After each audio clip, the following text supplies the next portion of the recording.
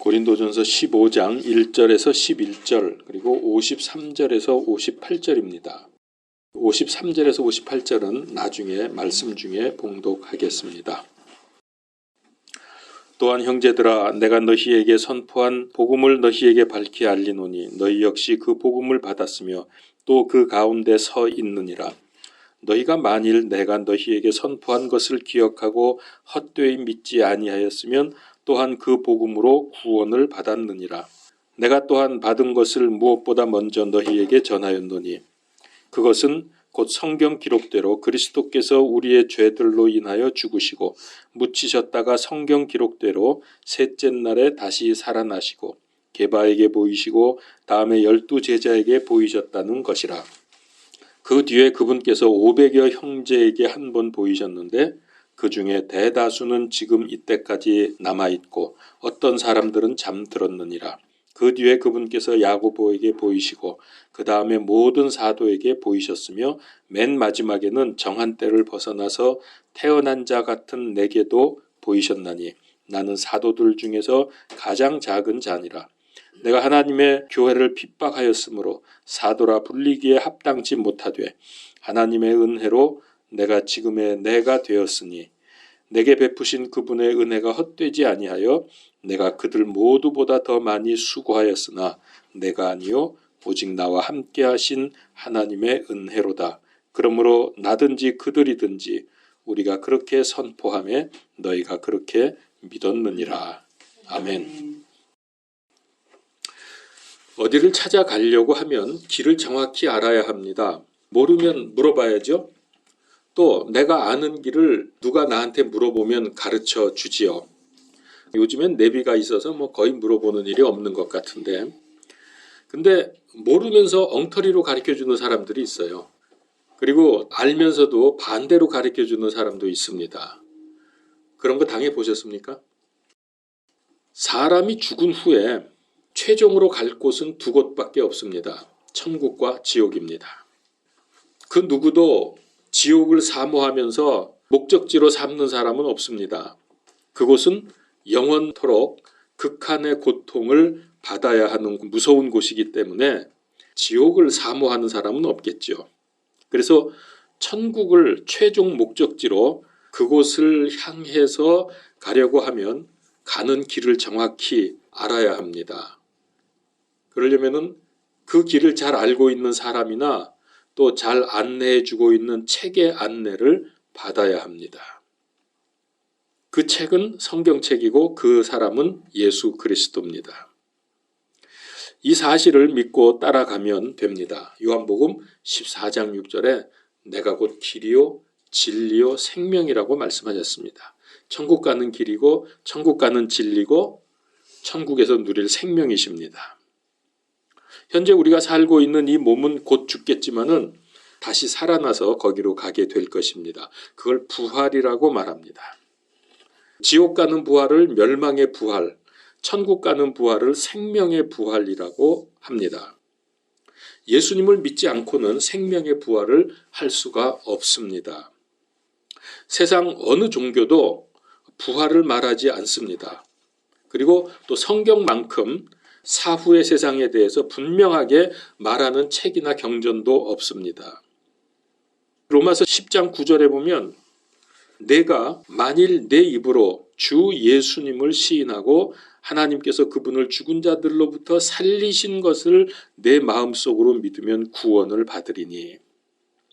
또 요한복음서 11장 25절에는 예수님께서 그녀에게 이르시되 나는 부활이요 생명이니 나를 믿는 자는 죽어도 살겠고 누구든지 살아서 나를 믿는 자는 결코 죽지 아니하리라.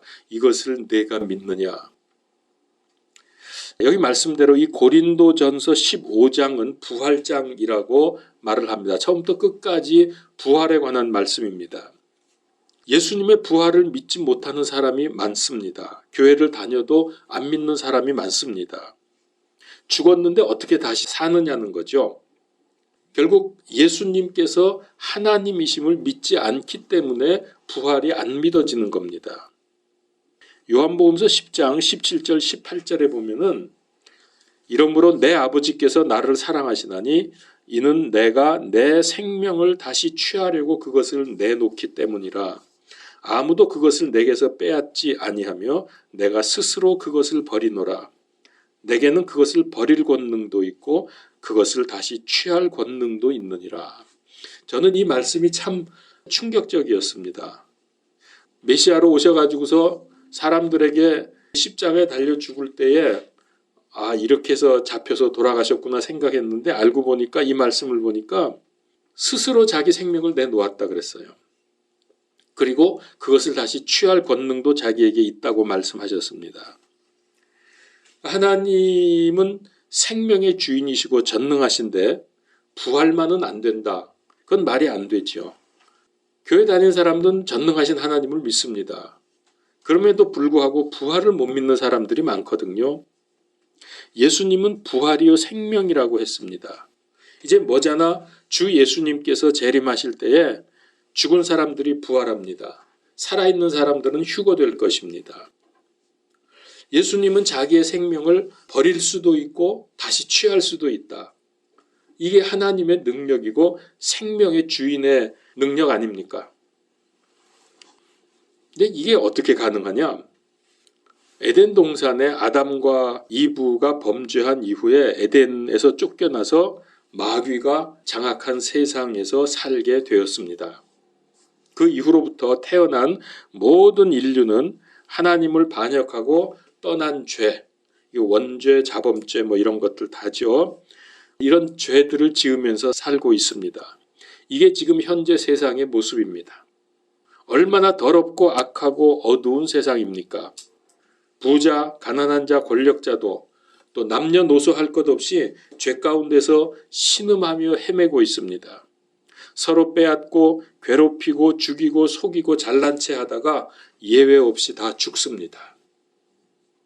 일찍 죽기도 하고 더 살다가 죽기도 하고 잘 먹는 사람도 있고 늘 배고픈 사람도 있습니다. 그러나 다 죽습니다. 그리고 죄와 지은 죄들 때문에 죽으면 다 지옥 갑니다. 이게 하나님 떠난 사람들의 모습입니다. 아무도 예외가 없습니다. 이 처절하고 답이 없는 인생, 여기서 건져내서 하나님의 백성으로서 아름다운 삶을 살도록 하나님께서 우리에게 직접 오셨습니다. 그리고 가르치시고 치유하시고 사랑하시다가 사람의 모든 죄를 다 뒤집어 쓰시고 십자가에서 죽으셨습니다. 그리고 하나님으로서 부활하셨습니다.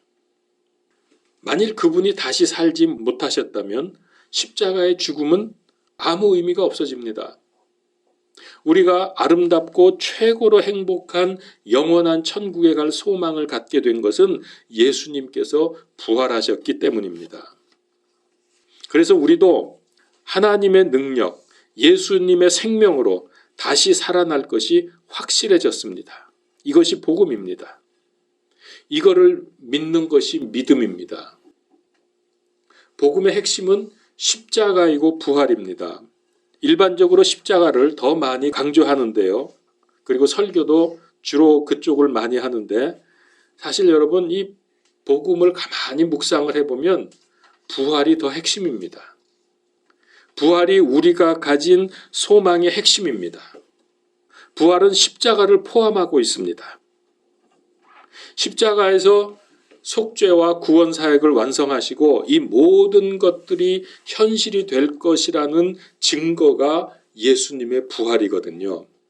그래서 부활이야말로 하나님의 사랑, 능력, 생명의 중심입니다. 그래서 오늘 말씀을 보면은 예수님께서 부활하신 것을 믿어서 우리도 부활에 동참하라는 내용의 말씀입니다. 우리가 부활의 복음 가운데 지금 서 있습니다. 예수님의 부활을 오늘 말씀에 보니까 세 가지로 확증을 합니다. 첫 번째는 3절 4절 내가 또한 받은 것을 무엇보다 너희에게 전하였노니 그것은 곧 성경 기록대로 그리스도께서 우리의 죄들로 인하여 죽으시고 묻히셨다가 성경 기록대로 셋째 날에 다시 살아나시고 이 말씀은 예수님께서 구약의 말씀, 여기 성경은 구약입니다. 구약 예언 말씀대로 부활하셨다는 거죠. 예수님이 죽으시면서 야 이거 죽으면 안 되지, 안 되겠다 싶어서 능력을 발휘해서 살아난 것이 아닙니다. 창세기 3장 15절 즉 에덴 동산 시절부터 수천 년 동안 성경에 예언된 대로 죽으시고 또 성경에 예언된 대로 다시 살아나셨다는 거죠. 그래서 구약 성경에 수많은 예언이 이렇게 기록이 되어 있습니다. 이건 또 무슨 뜻을 가지고 있는가 하면은 부활은 우연히 된 것도 아니고 할 수 없이 된 것도 아니고 하나님의 계획과 섭리 속에서 이루어진 사건이라는 뜻입니다. 두 번째는 5절에서 7절입니다. 거기 보면은 수많은 부활의 목격자들과 증인들이 나옵니다. 부활하신 예수 그리스도께서 먼저 베드로와 12사도에게 나타나셨고 그 뒤에 500여 명의 형제들에게 나타나셨고 다음에 야고보와 모든 사도들에게 마지막에 다메섹 도상에서 바울에게 나타나 보이셨습니다. 얼마나 놀라고 기쁘고 감격했을까요? 분명히 자기들이 십자가에서 죽는 그 모습을 보았는데 살아나신 예수님을 본 거예요. 이들이 예수 부활의 증인입니다. 이들은 특별한 사람도 아니고 본래부터 믿음이 좋았던 사람이 아닙니다. 오히려 예수님께서 붙잡히실 때 도망갔던 사람들입니다. 그런데 그들이 갑자기 완전히 변화가 되어서 목숨 걸고 예수 그리스도를 증거합니다. 그 이유는 부활하신 예수님을 보았고 만났기 때문입니다. 예수님께서 부활하셨다는 말을 듣거나 뭐 그럴 것 같다라고 생각돼서 하는 게 아닙니다. 죽었다가 살아나신 그분을 만났습니다. 이것이 그들을 변화시킨 겁니다. 어느 정도로 변화되었는가? 예수님의 증인으로 살다가 모두 순교할 정도로 다 순교했습니다. 왜? 예수님께서 부활하신 것을 목격하고 나니까 지금 이 현재 세상의 삶이 다가 아니구나.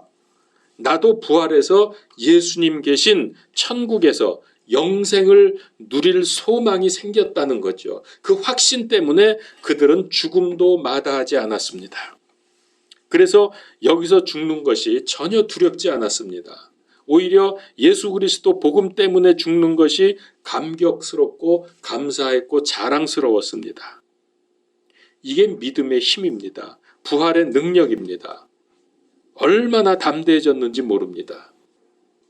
이들의 증언을 신뢰할 수 있는 이유가 무엇이냐면 여기 보면은 이제 성경에서 첫 번째는 겁쟁이들이었는데 이들이 증인이 됐다는 거죠.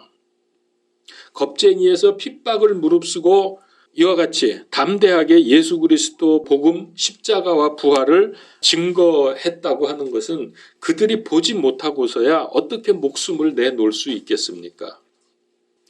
두 번째는 이들이 같은 배경이나 같은 모임의 사람들이 아닙니다. 아주 다양한 사람들이었습니다.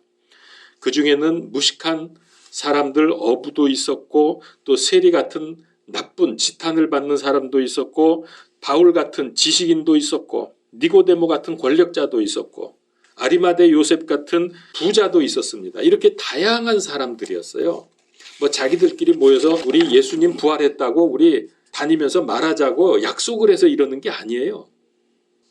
세 번째, 이들은 아주 신뢰할 만한 정직한 사람들이었습니다. 그 증거가 성경에 보면 나오죠. 골로새서 3장 23절 너희가 무슨 일을 하든지 마음을 다해 주께 하듯 하고 사람들에게 하듯 하지 말라. 하나님 앞에서 산 사람들입니다. 또 야고보서 3장 2절 우리가 다 많은 것에서 실족하나니 만일 어떤 사람이 말에서 실족하지 아니하면 바로 그 사람은 완전한 사람이요 능히 온 몸도 제어하는 사람이라. 헛된 말을 하지 않았습니다. 베드로전서 3장 11절 악을 피하고 선을 행하며 화평을 구하고 이런 삶을 살았고요. 또 요한일서 2장 21절 너희가 진리를 알기 때문이요 또 어떤 거짓말도 진리에서 나지 아니하기 때문이라. 이 사람들은 진리 안에서 정직했던 사람들입니다. 네 번째, 이들의 증언을 믿을 수 있는 이유. 필요하다면 언제든지 부활의 증인들을 동원할 수 있었습니다. 부활하신 예수님께서 한 번에 500명이 넘는 사람들에게 나타나셨습니다. 이 글을 쓸 당시 그 중에 대부분이 살아 있었습니다. 바울이 예수님의 부활을 외칠 때 난 그거 믿지 못하겠어 하는 사람이 있다면 직접 눈으로 본 증인들 수백 명도 동원할 수 있다는 자신감을 가지고 있었습니다. 자, 이렇게 다양하고 신뢰할 수 있는 증인들이 얼마든지 많다. 너희들이 원하면 수백 명 동원할 수 있다. 이들이 얼마나 자신 있게 부활을 증거했는지 모릅니다. 그래서 요한일서 1장 1절에 보면은 처음부터 계셨던 그것, 즉 생명의 말씀에 관하여는 그것을 우리가 들었고 우리 눈으로 보았으며 자세히 살펴보았고 우리 손으로 만졌노라. 이 정도로 확실한 거예요. 성경에다 거짓말 쓰지 않았겠죠. 십자가의 죽음으로 우리의 원죄, 자범죄, 과거죄, 현재죄, 미래죄 모든 죄를 완벽하게 해결해 주시고 부활하신 우리 주 예수 그리스도를 믿으면 구원을 받습니다. 이 사실을 믿으면 도둑놈, 사기꾼, 협잡꾼, 악당, 깡패, 조폭, 건달, 간음자, 살인자 그 어떤 죄인도 죄 용서와 구원을 받습니다. 예수님께서 부활하셨기 때문에 예수님 믿고 구원받은 모든 사람은 예수님처럼 다 부활하게 됩니다. 믿습니까? 이제 사도행전을 보면은 이 제자들이 다니면서 복음을 전한 내용들이 거의 대부분이 그 내용 아닙니까? 사도행전이. 그래서 이 복음을 전파한 제자들을 보여주는데 제가 이제 거기서 여러 구절들을 쭉 뽑아서 이들이 다니면서 어떻게 했고 무슨 말을 전했는가를 핵심적인 것을 제가 뽑아보았습니다. 자, 들어보세요. 사도행전 1장 22절. 우리와 함께 다니던 이 사람들 중에서 반드시 하나를 임명하여 우리와 함께 그분의 부활을 증거할 증인이 되게 하여야 하리라. 무엇을 증거해야 된다고요? 부활을 증거할 사람. 한 사람을 더 찾아내야 되겠다. 또 2장 32절 이 예수님을 하나님께서 일으키셨으며 우리는 다 그 일의 증인이로다. 부활 말씀하시죠. 4장 33절 사도들이 큰 권능으로 주 예수님의 부활을 증거하며 큰 은혜가 그들 모두에게 임하였느니라. 5장 30절 너희가 나무 위에 매달아 죽인 예수님을 우리 조상들의 하나님께서 일으키시고 이런 말씀들이 계속됩니다. 전부 부활이 핵심이에요. 초대교회 이 제자들 사도들이 전했던 뭘 전하고 다녔느냐? 예수님이 부활하셨다는 거예요. 그리고 사도행전 13장부터는 이제 바울이 전도하는 내용이 나옵니다. 1차, 2차, 3차 로마 이렇게 가면서 전도하는데 거기에도 보면은 17장 3절에 그리스도께서 반드시 고난을 받고 죽은 자들로부터 다시 일어났어야 함을 설명하고 주장하며 또 내가 너희에게 선포하는 이 예수님이 그리스도시라 하니 죽은 자들로부터 다시 일어나야 했다는 것을 설명합니다. 또 17장 31절 이는 그분께서 한 날을 정하사 그날에 자신이 정하신 그 사람을 통하여 세상을 의로 심판하실 것이기 때문이라. 그분께서 그 사람을 죽은 자들로부터 살리심으로써 모든 사람들에게 그 일에 대한 확신을 주셨느니라. 여러분 사도행전은 처음부터 끝까지 사도들이 전한 복음의 내용은 전부 부활입니다. 그리고 아그리빠 왕 앞에서도 26장 8절에 보면은 당신들이 어찌하여 하나님께서 죽은 자들을 살리신다는 것을 믿을 수 없는 일로 생각하나이까? 초대교회 제자들은 예외 없이 복음을 전할 때 그 핵심이 부활이었습니다. 당시 그리스도인들이 복음을 전하는데 얼마나 급속도로 확산이 되었는지 여러분 잘 아시죠? 막 한 번에 3,000명, 5,000명 엄청나게 부흥의 불길이 일어났습니다. 그런데 그 시대가 과연 복음 전하기 좋았던 시대냐? 전혀 아닙니다. 평안한 시절이 아니라 예수 그리스도 복음에 대한 핍박과 고난이 아주 심했던 때였습니다. 그런데 이상하죠? 핍박과 방해가 있으면 있을수록 복음은 더 힘을 얻어서 퍼져나갑니다. 도대체 이게 어떻게 해서 가능할까요? 그 힘이 무엇일까요? 당연히 성령님의 역사입니다. 그러나 제자들이 정확한 복음을 전했기 때문에 성령께서 역사하신 것입니다. 만일 엉터리 복음, 대충 복음, 희미한 복음을 전했다면 절대 초대교회에서 성령님의 역사가 일어나지 않았을 겁니다. 그 정확한 복음의 핵심이 뭐라고요? 십자가와 부활이었다는 것을 여러분 반드시 명심하십시오. 먼저 내가 이 사실을 확실하게 믿고 그 확신으로 복음을 전할 때 성령님께서 역사하십니다. 제가 서울역에서 피켓 전도를 하는 게 참 재밌고 행복한 이유가 있습니다. 할수록 더욱 확신이 생기고요. 또 지나가는 사람들 구원을 위해서 축복을 위해서 기도하니까 얼마나 즐겁고 감사한지요. 또 그러면은 이런 소리가 들리더라고요. 척척 수북수북 이런 소리가 자꾸 들려요. 그래서 이게 무슨 소린가 가만히 들어봤더니 뭔지 알겠어. 하늘에 상급이 쌓이는 소리야. 예, 그거 들려요. 여러분 복음을 전할 때요. 십자가와 부활, 특별히 부활을 강조하면서 끝내야 합니다. 복음을 마칠 때는 부활을 강조하면서 끝내십시오. 사도행전을 읽어보시면 여러분 알 수 있어요. 부활이 얼마나 복음의 핵심인가 하는 거. 세 번째는 8절부터 11절입니다. 바울이 부활하신 예수님 만난 얘기인데요. 바울이 어떤 사람이었죠? 부활하신 예수님을 만나기 전에는 그리스도인들을 잡으러 쫓아다녔습니다. 사도행전 9장 1절 2절에 전에는 이름이 사울이었잖아요. 사울이 주의 제자들을 치려고 여전히 위협과 살기를 내뿜으며 막 코에서 콧김이 퍽퍽 나고요. 머리에서 김이 올라오면서 이것들 내가 다 잡아 없앤다 이러면서 위협과 살기를 내뿜으며 대제사장에게 가서 다마스쿠스의 회당들에 가져갈 편지를 그에게 요청하니 이 편지가 뭔지 아시죠? 그들을 잡아올 수 있는 구속영장, 지금으로 말하면 영장 청구해서 지금 받아간 거예요. 그렇게 하니 이 길에 속한 사람들을 만나면, 즉 예수님 믿는 사람들을 만나면 남자와 여자를 막론하고 그들을 결박하여 예루살렘으로 잡아오려 함이더라. 자, 그래서 다마스쿠스로 가는 길에서 예수님이 나타나시죠. 그래가지고 대화가 이루어집니다. 예수님이 고얀 놈, 그러고서 사도행전 9장 5절에 보면은 바울이 그랬어요. 그가 이르되 주여 누구시니까 하니 주께서 이르시되 나는 내가 핍박하는 예수라. 가시채를 걷어차기가 내게 고생이라.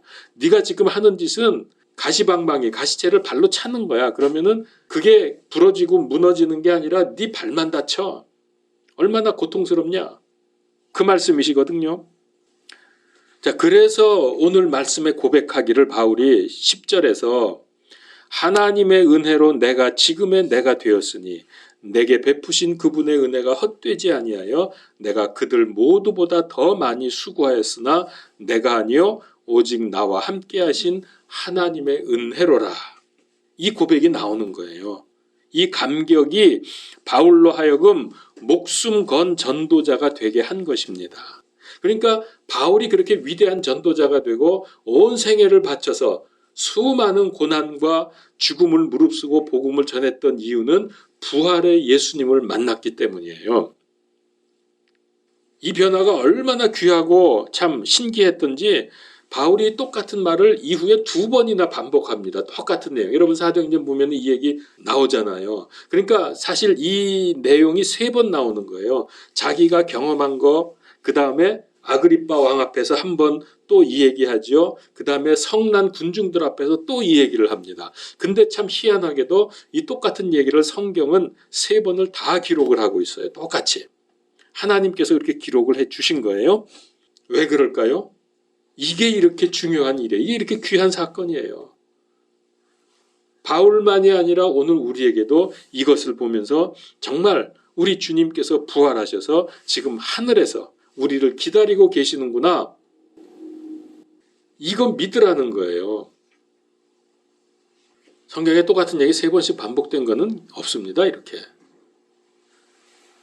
하나님께서 이걸 다 이렇게 기록을 해주셨는데 더군다나 친히 예수님께서 부활하신 후에 그의 찬란하고 영광스러운 아버지 하나님의 왕국에 얼마나 가시고 싶었겠어요. 여기서 고생하고 죽어서 지옥까지 경험을 하셨는데. 그래서 부활하셨으니까 빨리 가고 싶었을 텐데 얼마나 열심히 참으셨는지 우리 주님이 가질 않았어요. 얼마 동안 참으셨냐? 무려 40일 동안. 40일 동안 부활하신 후에 이 땅에 계시면서 내가 부활했다는 것을 증거하고 사람들에게 보여주신 거예요. 왜? 이게 제일 중요하니까. 부활이 이렇게 중요하니까. 그래서 사도행전 1장 3절에 부활하신 예수님께 대한 말씀인데요. 그분께서 순환을 받으신 뒤에 또한 자신이 살아계심을 절대 확실한 많은 증거들로 그들에게 보여주시고 40일 동안 그들에게 보이시며 하나님 왕국에 관한 것들을 말씀하시고. 보세요. 자신이 살아계심을 절대 확실한 많은 증거들로 그들에게 보여주셨다 그랬어요. 그러면서 하나님 왕국에 대해서 말씀하셨어요. 너희가 이제 내가 부활한 것처럼 너희도 부활할 거야. 그러면 하나님 왕국에 거기 가서 나와 함께 영원토록 살 거야. 이거 40일 동안 부활하신 후에 이 땅에 계시면서 할 수 있는 대로 사람들에게 증거하고 많은 사람들에게 전하셨다는 거죠. 그리고서 승천하셨습니다. 이렇게 중요합니다. 부활이. 자, 지금까지 본 대로 예수님의 부활은 분명한 사실이고 이를 믿는 사람들의 부활도 분명한 사실입니다. 그런데 부활을 믿지 않고 생명의 부활을 하지 못한다고 하면 도대체 왜 살아요? 인생의 의미가 뭐예요? 세상에서 잘 먹고 잘 살고 돈, 명예, 지식, 권력, 선행, 오래 사는 거 이런 거 사람들 좋아하는데 이 모든 것들의 의미가 없어요. 예수님 안 믿으면. 그거 다 무슨 소용이 있어요? 죽으면 다 지옥 갈 텐데. 죽음이 끝이 아니란 말이죠. 죽음이 끝이 아니기 때문에 생명의 부활이 아니면 멸망의 부활을 하게 됩니다. 우리는 생명의 부활을 할 사람들인데 이 부활은 우리를 괴롭히고 멸망시키고 지옥으로 끌고 가는 마귀 권세에 대한 승리입니다. 부활은 마귀 권세, 사망 권세를 무너뜨린 것입니다.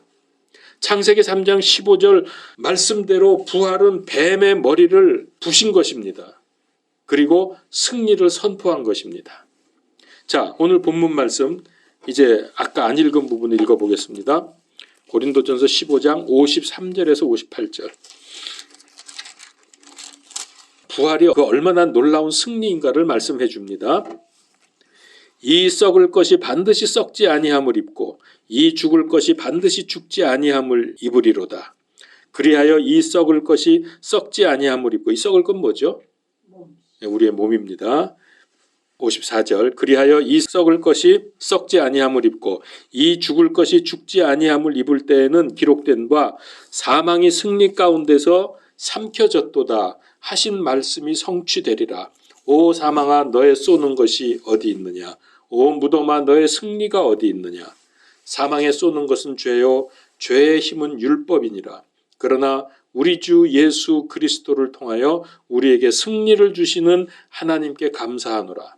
그러므로 내 사랑하는 형제들아 너희는 굳게 서서 흔들리지 말고 항상 주의 일을 넘치게 하라. 너희 수고가 주 안에서 헛되지 않은 줄을 너희가 아느니라. 아멘. 여러분 주 안에서 수고하는 건 절대로 헛되지 않습니다. 여러분들이 주를 위해서 수고할 때 무슨 소리가 들리는 줄 아세요? 수북수북 척척. 왜? 여기 절대로 헛되지 않다 그랬잖아요. 자, 우리는 십자가와 부활의 예수님을 믿음으로 영원히 멸망의 저주가 끝나고 영원한 승리의 축복을 받은 사람들입니다. 부활하신 주님을 만난 바울이 변해서 복음 전도자가 된 것처럼 우리도 먼저 말씀과 기도로 영적 무장을 하고 나의 불신 가족들 또 주변에 있는 세상에 너무 많은 불신자들을 향해서 십자가와 부활의 복음을 증거하고 선포하는 복음의 일꾼이요 그리스도의 군사들이 되시기를 바랍니다. 아멘. 확실한 복음을 가진 사람을 통해서 확실한 복음이 선포될 때 확실하게 성령님께서 초대교회와 같은 역사를 일으키실 것입니다. 아멘. 기도하겠습니다. 하나님 은혜를 감사합니다. 이 생명의 복음, 십자가와 부활의 복음 우리가 소유하게 하시고 이 복음으로 살다가 이 복음을 증거하고 이 복음으로 천국에 가게 하심을 감사합니다.